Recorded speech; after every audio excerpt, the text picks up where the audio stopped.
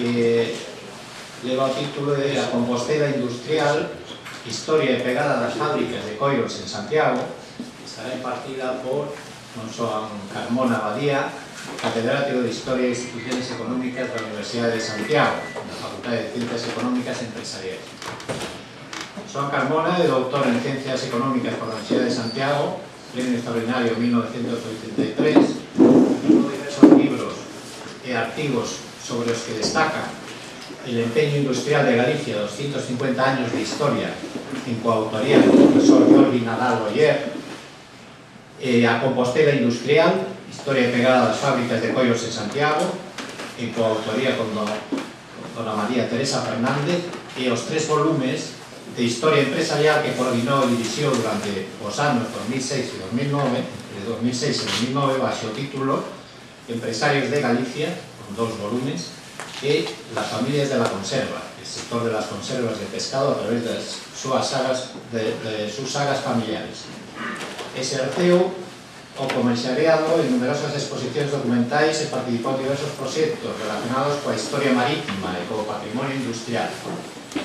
Na actualidade é, ademais de director do Departamento de Historia e Institucións Económicas da Universidade de Santiago de Compostela, vogal do Consello de Redacción da Revista de Historia Industrial e do Comité Internacional de Conservación del Patrimonio Industrial. As súas liñas de investigación centrase na historia marítima, industrial e empresarial e no patrimonio industrial. Vou decir unas breves palabras para enmarcar a conferencia que hoxe se vai a desenvolver. En primer lugar, decir que a temática do libro abarca o proceso de industrialización nun momento determinado en Santiago, nunha época, no siglo XVIII fundamentalmente, e un proceso que tuvo unha relevancia e fixo decir a algún dos protagonistas do libro 200 anos hai que Santiago é o pueblo máis, en aquel entonces, industrioso de Galicia, 200 anos atrás. Pois ben, ademais de falarnos da historia desta industria, tamén podremos contemplar, podemos visualizar nas diapositivas, e despois tamén, incluso personalmente, se pode visitar todavía pegada as huellas que deixa esta industria no territorio de Santiago. Por lo tanto, é doblemente atractivo desde o punto de vista da historia e do patrimonio industrial que aínda se conserva. Para terminar estas palabras de presentación, vou a transcribir o que escribe o profesor Martínez Carrión da Universidade de Murcia sobre o libro do profesor Carmona e o profesor Jordi Nadal Oller, El empeño industrial de Galicia, los 150 años de historia, que citei antes, a propósito do enfoque do historiador profesor Carmona. Nesta obra, os autores mostran unha panorámica da historia manufactureira galega que cuestiona, dun lado, a imaxe dunha rexión escasamente industrial e do outro, marxina o tópico da falta de iniciativa empresarial dos galegos.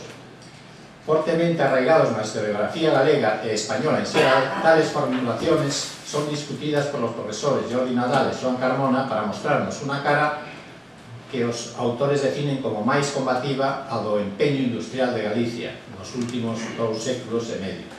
Ao pesimismo reinante na historiografía de non hai moito tempo, ocupada en desentrañar as causas do fracaso industrial, oponse agora un optimismo relativo que tende a rescatar as iniciativas empresariais exitosas e relatar o esforzo plurisecular de artesáns, fabricantes, industriais e técnicos que asumiron o papel de emprendedores. Pois ben, pedindo disculpas por este intrusismo profesional por a miña parte, le cedo a palabra ao profesor Carmona.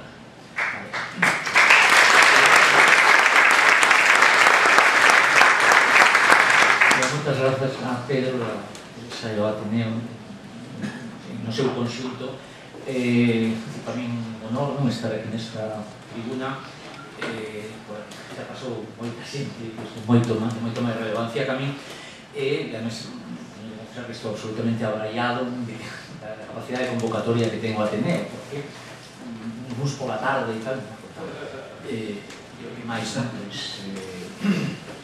de feito, máis que unha conferencia, pensaba comentar unhas diapositivas, unhas fotos, e así un pouco coloquialmente. De todas formas, insistiré en que será isto o que faremos, de forma que comento nas diapositivas, e ao final, quen queira tamén pode falar, e de tipo coloquial. Bueno, hai 10 anos publicamos un libro, que publicamos en plural, non majestático, sino real, porque dúas persoas, María Teresa Fernández Vázquez, unha profesora da Universidade de Vigo, e máis eu, un libro que tiña o título que hoxe poñemos para esta charla, que era Compostela Industrial, historia pegada das fábricas de coidos no Concello de Santiago, e poñamos este nome un pouco así provocativo, porque non temos esa imaxe de Compostela como unha cidade particularmente industrial, e facíamos un xeito provocativo, tratando de presentar, porque é o libro que tratábamos de presentar, unha historia da cidade, un aspecto, unha faceta do aspecto da cidade distinta da máis común, esa imaxe xacobea que domina na iconografía e na imaxe que hai sobre a cidade.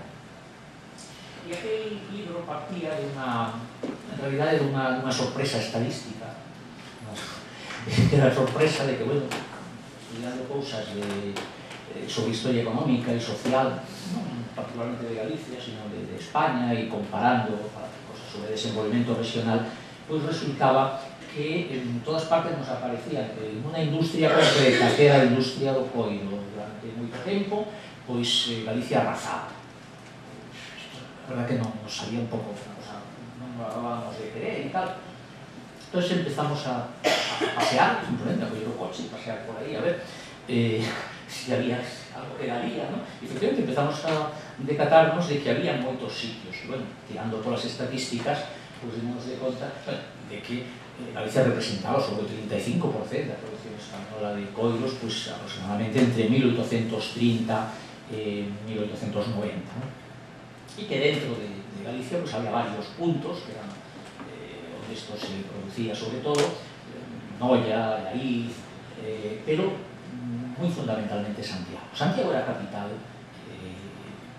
na zona de Cea, bueno, persoas de diversos sitios aquí.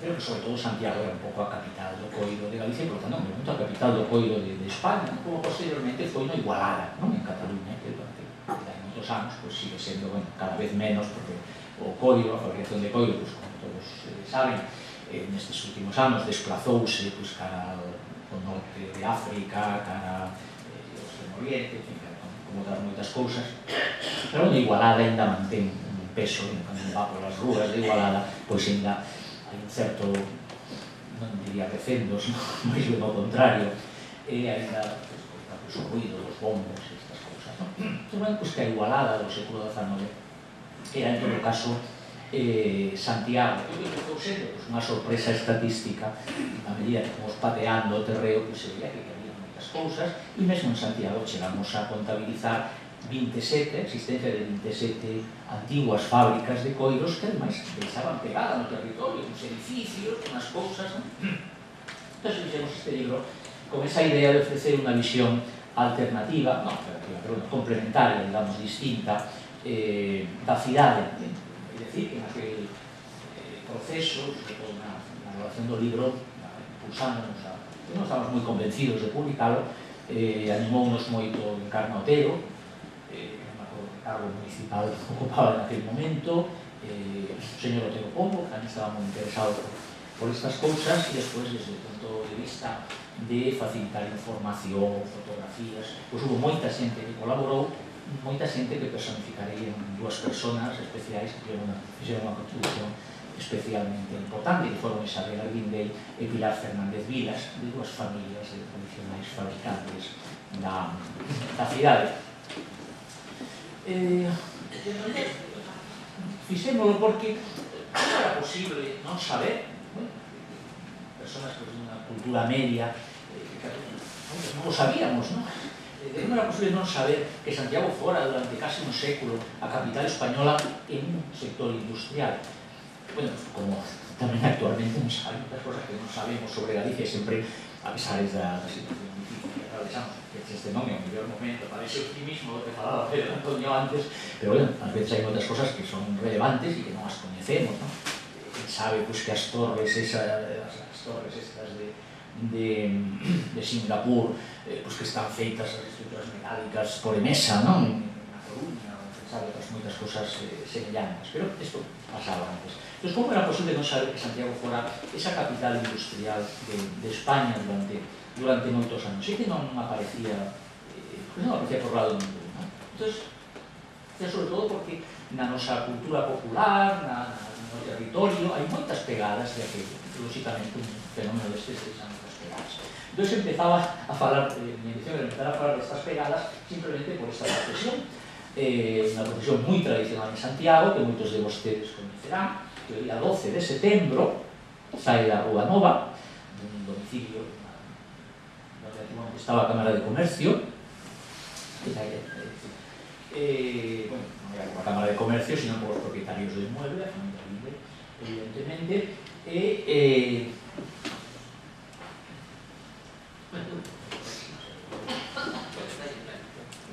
o percorrido, non sale da Rúa Nova, sube todo por aí, por Antonio, Algalia e tal, e chega a esa banda. E chega, pois, a onde está a capela de Guadalupe, o lugar onde esta sería, isto evite 40 anos, 50 anos atrás, e o barrio de Vite, precisamente, fíxose sobre o borrouse do mapa a fábrica de Guadalupe, a fábrica máis importante de Santiago durante bastantes anos. A entrada estaba onde actualmente está a estatua de Pablo Iglesias e sobre onde estaba a fábrica o barrio de Vite. Entón, a procesión de Guadalupe, porque moita xente coñece, evidentemente, pero que conecta o domicilio dos propietarios da fábrica de Guadalupe co barrio onde estaba implantada a fábrica de Guadalupe. Isto por falar un pouco unha certa tradición popular, local, moi relevante.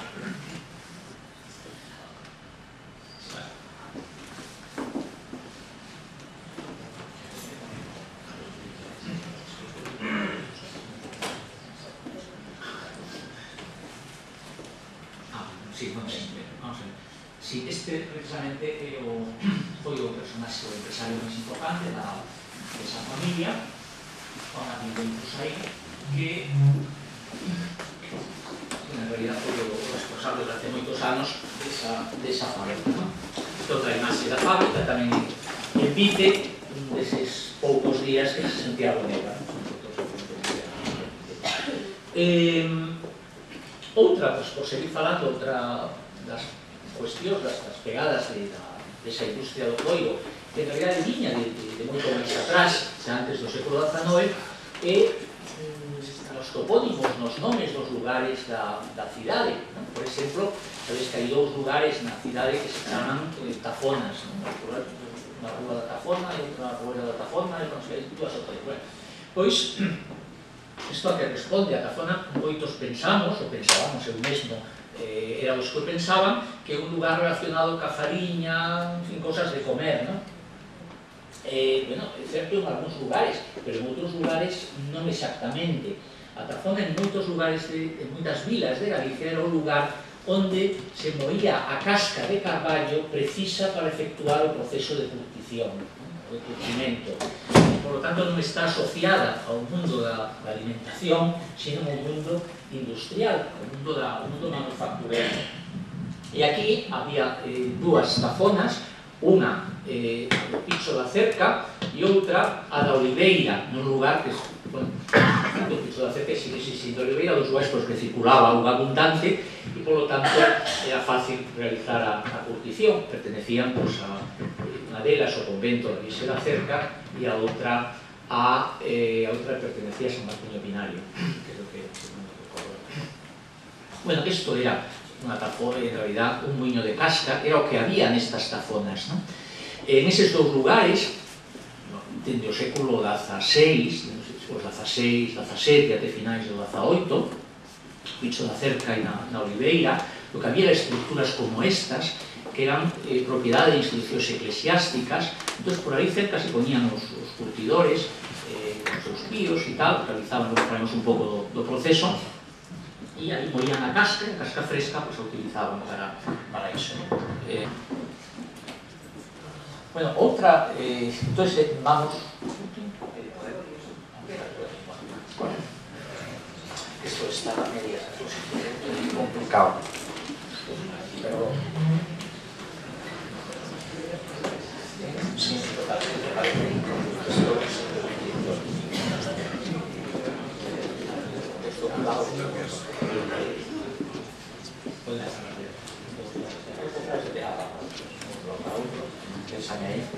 Bueno, luego pasamos a o que eran as propiamente, bueno, antes que foi isto antes de tempo, dentro da toponimia local, por exemplo, o barrio dos Pelamios. Os Pelamios eran os lugares donde se curtía, o río dos Sapos, por exemplo. Por que se chamaba o río Sarela popularmente o río dos Sapos?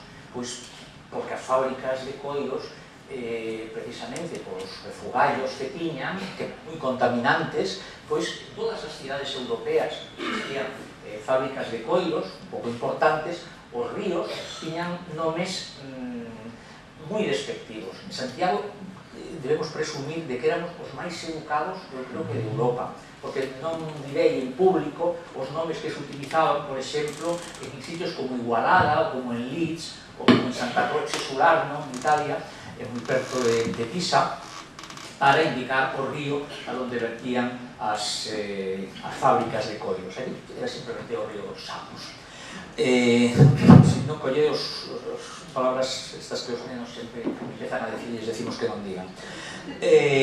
Ou, por exemplo, en Santiago, en proba desa pegada, os nomes vasco-franceses ou guipuzcoanos da zona de Legorreta, Ordicia, que Juanate, Garlinde, Eleizegui, Maiz, podíamos seguir citando unha serie de nomes que, desde logo, non é que foran oriundos de aquí, precisamente estes apelidos galegos de Balba sentáronse aquí e tal. Isto tamén refírese ao tema das fábricas de coiros, non? Bueno, podemos seguir por moitas historias, pois simplemente vamos a ter un pouco tempo. Imos ir a parte das pegadas físicas. As pegadas físicas son bastante evidentes, temos que chegou a ver 27 fábricas, pero ademais todas tiñan unha tipoloxía moi semellante. Por lo tanto, cando vemos un edificio deste estilo, eso é unha fábrica de coiros. O máis fácil é que conserven os secadoiros, que as estructuras con uns primeiros andares con unhas ventanas tabladas. E aquí, esta en concreto é a de Ponte Pedriña de Arriba, ali no Romaño, que foi unha das máis grandes que houve aquí. Isto é vista desde arriba, antes de que empezaran a ser traballos que están facendo agora aí. Bueno, o sector era non de arcas representado o curtido, cosas así moi de unha clase de nada, pero bueno, era un tipo de traballo moi intensivo. E a característica fundamental, que será precisamente o que decida que Santiago ascenda e logo teña un declive definitivo, son precisamente as características de tipo tecnolóxico. O procedimento que existía por aquel entonces, até finais do século XIX, eran os procedimentos moi simples. Para curtir, o que había que facer era limpar primeiro a pel, secala, limpábase con unhas coitelas como as que utilizan estes señores que está a fonte de Allariz, colocaban estas tabuas, poñían a pel e veña a raspar aí para quitar a carne e tal, que logo servía para moitas cousas. Por exemplo, eso das grasas animais que ás veces non sabemos o que son, é un exemplo. Outras veces para cola, por exemplo, para colas de pegar ou para outros asuntos. Unha vez limpos, simplifico moito, improvisan os profesionais do sector, simplifico demasiado quizás, pues una vez limpo y tal, pues había que poner en cal, o cal, como saben ustedes, pues un excelente elemento depilatorio, tamén un experimento por si acaso, non se excedan, pero bueno, era forma, mergullados en cal, os pelicos pues eran o pelo prácticamente salía pues casi que só, ¿no? Entonces hay una fase preparatoria, después se la meter en otros píos con casca de carballo moída, Cataluña facían por Roldó ou en outros sitios con otros elementos, estes eran os píos de pedra, primitivamente eran algúns sitios de madeira, non sei que Bazanova eran xa de pedra en casi todas partes, e estaban aí un tempo, había que remover, bueno, un proceso relativamente complicado, e ao final pues xa salían, como mostran aquí estes señores, convertidos en un elemento impermeable e imputrescible, non? Que era o que definía precisamente o coiro, a impermeabilidade e a imputrescibilidade.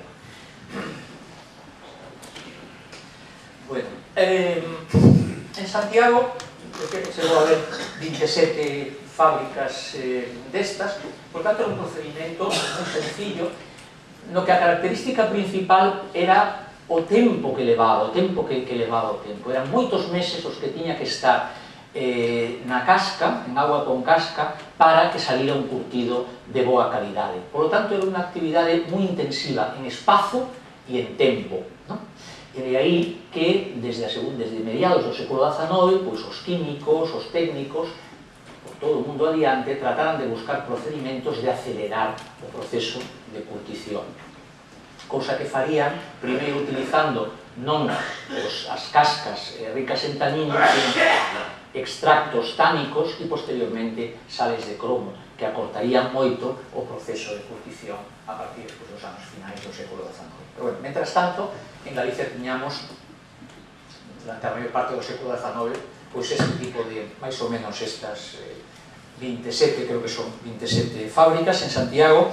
O núcleo central estaba no que o Carme de abaixo, en torno ao río Sarela, aí estaba a maior parte, e en algúns casos mesmo os propietarios das outras eran, ou estaban relacionados, ou eran os mesmos destas fábricas, e despois había unha serie de outros núcleos, por exemplo, no que actualmente o barrio de Sar, é dicir, subindo cara ao cruceiro, baixando e logo subindo cara ao cruceiro de Sar, ou na zona de Laraño, por exemplo, unha delas estaba onde actualmente está o hospital, onde está o Hospital Xeral, tiveron que tirar para facer o Hospital Xeral, ou na zona xa tirando cara a Lavacolla, cara ao aeroporto, unha das máis grandes era precisamente a de Lavacolla, un pouco todas basculando sobre o que eran as do Carmen, ainda que non eran as máis grandes as do Carmen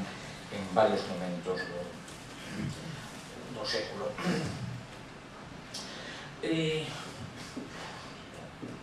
Aquí, por que había esta industria en Galicia e en Santiago en concreto? Bueno, pues porque para esa tecnoloxía tan tradicional o que se necesitaba era ter pel, ter animais, e aquí gando pois había, era dentro do estado dos sitios onde había gando abundante, vacuno especialmente, porque precisábanse especies arbóreas ricas en tanino, e o carballo, pois a casca do carballo era e precisábanse augas, especialmente que foran pouco calcáreas, non? E que foran pois abundantes, e deso tamén era abundoso aquí. Despois, dentro dunha Galicia onde isto era importante, porque Santiago era, digamos, a capital. Bueno, pois porque a finais do século XVIII, década de 1780, que cando se empeza a desenvolver o sector xa na súa forma con estas fábricas, o sea, non un campesiño que ten 2 píos e fai a cousa artesanal, sino xa nestes establecementos, con esta tipoloxía arquitectónica, pois nese momento Santiago, que fora durante moito tempo o centro fundamental de comercialización da industria do liño, dos lenzos de liño, os industriais, os comerciantes que estaban, básicamente eran comerciantes, non industriais que estaban en isto, as familias pues, de Andrés García, de Arriba, Pérez Santamarina, estaba tratando de abandonar aquel sector que afundía e realizan investimentos en instalacións en este novo sector que empezaba a ter aquela importancia. Por tanto, aquí había máis capital que en outros sitios,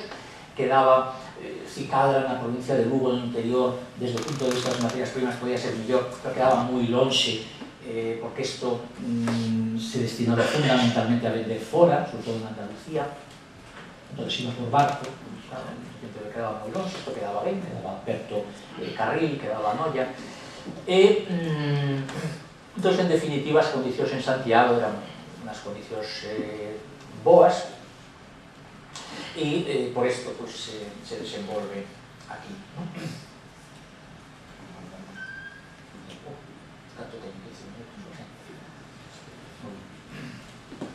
Entón, as materias primas eran basicamente de aquí. Cando o sector medra, empezan a traer coiros de Buenos Aires, os denominados cueros indios ou americanos, e o resto das materias primas venían de aquí, e era fundamentalmente producir para exportación, para outras partes, fundamentalmente para outras partes de España, e algo para América, máis ben sobre todo para o mercado nacional. Até os anos 1870-80, Galicia sigue sendo claramente líder en produción de coiros en España, e Santiago, a capital, esa pequena Compostela industrial. As cosas empezan a cambiar daquela, xusto cando sobre todo en Alemania, en Estados Unidos, empezan a producirse os extractos tánicos e pouco máis tarde as sales de cromo. Porque o proceso se acelera, pero ademais de acelerarse o proceso de curtición, o que se produce un fenómeno novedoso tamén, que é o seguinte: mentras funcionaba o procedimento tradicional, había que transportar a casca do carballo, do roldó ou do que fora, e isto facía que era moi voluminoso, había grandes volumes deste tipo de material, e polo tanto había que situar as fábricas cerca de onde estaban os bosques. Os extractos tánicos, isto xa aumenta menos, e xa que sales de cromo son uns frasquiños. Por tanto, agora, se antes os factores de oferta das materias primas, as materias auxiliares eran os que determinaban a localización, a ubicación do sector, agora o sector queda libre dese tipo de risideces e se pode localizar onde funcione a demanda. E é o que empeza a acontecer a partir de 1870-1880. E quen demandaba produtos de coiro? Bueno, pues demandaban as poboacións urbanizadas, as poboacións urbanizadas, onde había cidades grandes, nas que, bueno, relativamente grandes, onde a xente usaba zapatos de coiro, e aquelas poboacións tamén industrializadas, onde as máquinas de vapor que transmitían a enerxía, os embarrados, boleas, volantes, e as máquinas das que se tratara a través de correas de coiro, eran grandes consumidores deste produto. Aquí, o calzado de coiro era un luxo, e industrias que demandasen correas para este tipo de elementos de transmisión eran extraordinariamente escasas. Finalmente, un último factor, dentro das industrias que demandaban coiro para a transmisión ou para outras cousas, unha moi especialmente se asociou nesa época moito ao coiro, que foi a industria laneira. Por que? Pois porque as cargas, que se gastan moi rápido, que as industrias laneiras gastan moitas cargas, gastaban e siguen gastando, están forradas de coiro. Entón, son grandes consumidoras, eran mesmo siguen sendo, creo, grandes consumidoras de coiro. Todo isto na Península Ibérica dábase en Cataluña, e aquí non se daba nada. Entón, aquí non hai que desaparecer en Santiago e en Galicia en xeral, non hai que fora desaparecer rapidamente dun plumazo, pero o que sí que foi pasando que as fábricas de coiros que se establecían utilizando as novas tecnoloxías reductoras de tempo e espazo empezaron a localizarse no lugar onde había demanda, o que decir Cataluña. Entón, estas de aquí seguían polo procedimento de sempre, polo procedimento tradicional, e as outras eran as modernas. A finais do século XIX, nos manuais de química, incluso, non dos manuais de Casares, precisamente, distinguíanse xa dous tipos de procedimentos de purificación. O procedimento moderno, que consta de esto, que se fai así, as sales de cromo, non se ve, tal e cual, e o procedimento gallego. Non se decía o procedimento moderno e o procedimento antiguo, o procedimento moderno e o procedimento gallego. A de tal punto era a identificación entre o procedimento tradicional que se utilizaba aquí.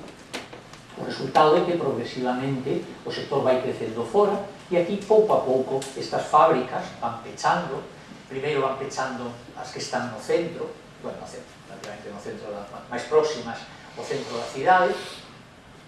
As outras van introducindo parcialmente uso dos extractos tánicos, tarde, en fin, algunas empezan a modernizar algo os procedimentos, que están máis sobre todo a de Vite, a de Guadalupe, que veíamos antes, e, en todo caso, nas vísperas da Guerra Civil, o sector prácticamente desapareceu.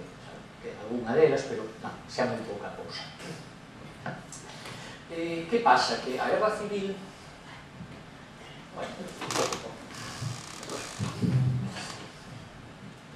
Bueno, este é un pouco o núcleo, esta fábrica das Casas do Rego, aquelas son todas as do Carmen de Abaixo, estas son fotos de finais do século XIX. Estou un pouco por comparar, porque tiña esta das Casas do Rego e esta mañá pasei por ali, esta foto de 10 anos, que aparece no libro, entón esta mañá fixen unha foto para ver como estaba, están en obras, esta das Casas do Rego e esta era unha das de Figueiriñas, esa sigue igual, non te ocupas. Estas son... Despois xa alguén interesa para ver. Esta que está aquí abaixo é a do Espiño, que hai pouco tempo era unha almacén de cervexas e bebidas, que ahora está pechada. Esta mañá estiven ali tamén a facer unha foto e non había nada. Esta é de Picaños, da que non queda absolutamente nada, subindo por aí por Sar.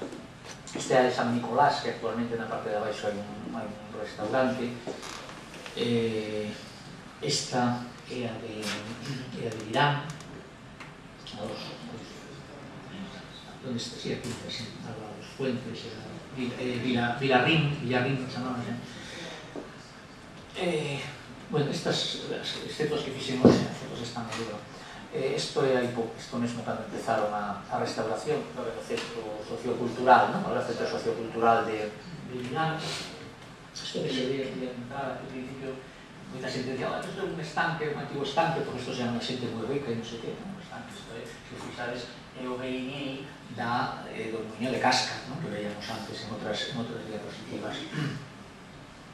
Bueno, esta é a fábrica do Viso, xusto debaixo do estadio, é o que se ve, cando un vai pola autopista, mira xa dentro e se ve ali esta cousa redonda, que non sei moi ben que é. Sí, algo así, ahora se ve detrás, non queda máis que o edificio central. Isto é a fábrica do Viso actualmente, que hai unha inscripción de 820 non sei cuantos. Bueno, isto foi tamén a fábrica de San Pallo, para as que aparecían ali, non é por facer propaganda, pero sale tamén. Bueno, que moi ben sabido, que durante a Guerra Civil foi o sitio onde estaban ali confinados os que estaban traballando no aeroporto. E un pouco isto, xa teño que ir acabando, isto é un pouco a idea da forza que tiña o sector en Santiago, o sector dos coiros, porque aí están mezclados todos os fabricantes, na parte dos fabricantes de coiros locais, e no centro presiden, os dos que están abaixo, presiden Olimpio Pérez, que é o da perilla, un pantalón super elegante, Olimpio Pérez Rodríguez, que achaba, precisamente acababa de chegar en esta foto del 69, creo, e acababa de chegar de Londres, que se ve que era moda que había naquele momento en Londres, e este outro Simeón García de la Riva, Simeón García. Os Arlindeis son os dous que están de pé cada esquina, Juan e Santiago Arlindei, E o resto, pois, xente tamén directa ou indirectamente relacionada co sector do coiro, non? Unha cosa que xa sabemos pola experiencia recente, non? Que se non hai banca nos alrededores, dificilmente a industria... En fin, isto sabíanlo ben naquela xente. E esta sería a imaxe, un pouco para acabar cas imaxes, que vou aproveitar aí, para acabar cas imaxes. Isto é precisamente aquelo de videoclip de... Como era aquelo videoclip de rock? No. Aquelo de videoclip de...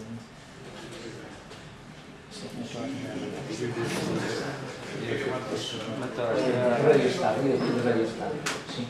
Bueno, isto somos bombos, que era o procedimento moderno que en aquel momento se estaba desenvolvendo en Cataluña, que despois bueno, estas fotos son da fábrica de Pitusa, de Padrón, hai uns anos, diso, e é un pouco a tecnoloxía que vai sustituir a anterior. Decía antes que cando a guerra, como Cataluña queda do lado do lado distinto, digamos, pois entonces este de aquí demanda moitos coiros para cartucheiras, para botas, para cintos, en fin, o exército é un gran consumidor de coiro, e entonces todas aquelas fábricas que estaban pechadas volveron a abrir, entre 1936 e 1939, e nos anos 40 pois ainda hai unha especie de resurrección do curtido en Santiago, que tiene unha presencia relevante, pero a medida que a situación se foi normalizando, a partir dos 50 foi desaparecendo.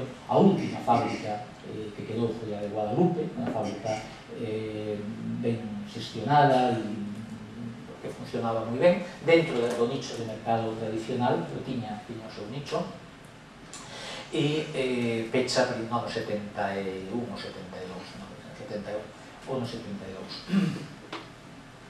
E aí un pouco acabou esa historia dunha cidade que tivo unha industria importante dentro dun sector tradicional, pouco intensivo, desde logo, de tecnoloxía, pero que en todo caso deixou unhas pegadas e, curiosamente, unha tradición bastante borrada, porque é bastante pouco coñecida. Pouca xente sabe que saiba, sí, aquí hubo fábricas, pero non sabe que foi a capital de España, da industria do curtido. Entón, ao comezo,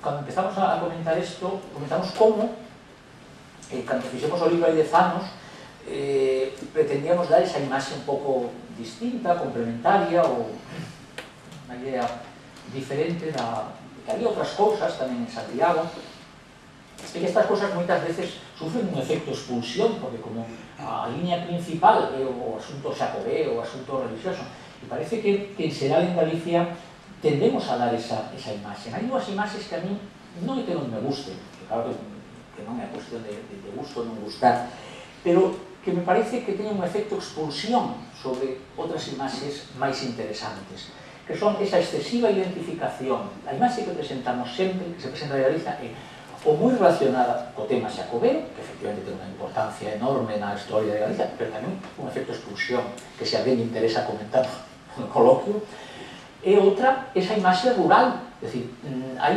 un interés moi grande pola etnografía, pero moi pequeno polo patrimonio industrial. Hai un interés moi grande, por exemplo, da Dirección Xeral de Patrimonio, tradicionalmente, moito castro, moita iglesia, moita cousa destas, pero de tema industrial, nada.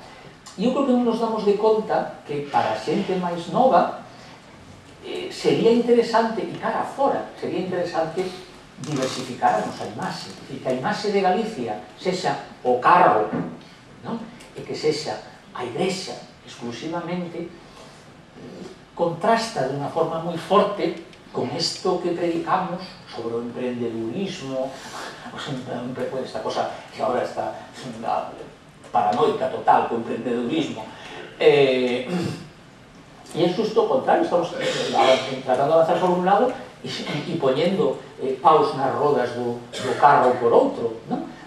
Unha imaxe absolutamente, vendemos unha imaxe que non é atractiva, Entonces, por eso, de aí a insistencia en buscar outras imaxes, outras presencias, e polo menos cada un ten que facer do sitio que pode. Desde o lado dos historiadores ou da historia de Galicia, tratamos de facer ese libro e va por aí.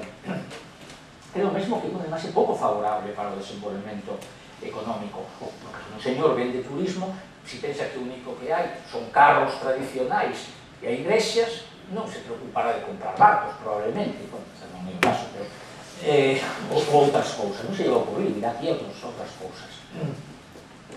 Entón, eu creo que por exemplo, temos científicos, que algúns compañeros que están aquí presentes están desempolvando e tratan de que se fagan traballos, que se saiba deles. Temos científicos, temos empresarios, temos de todo, temos como en todas partes, somos unha xente bastante normal, e pois temos que ver esa clase de normalidade, non centrarnos en cousas que son precisamente pretéritas.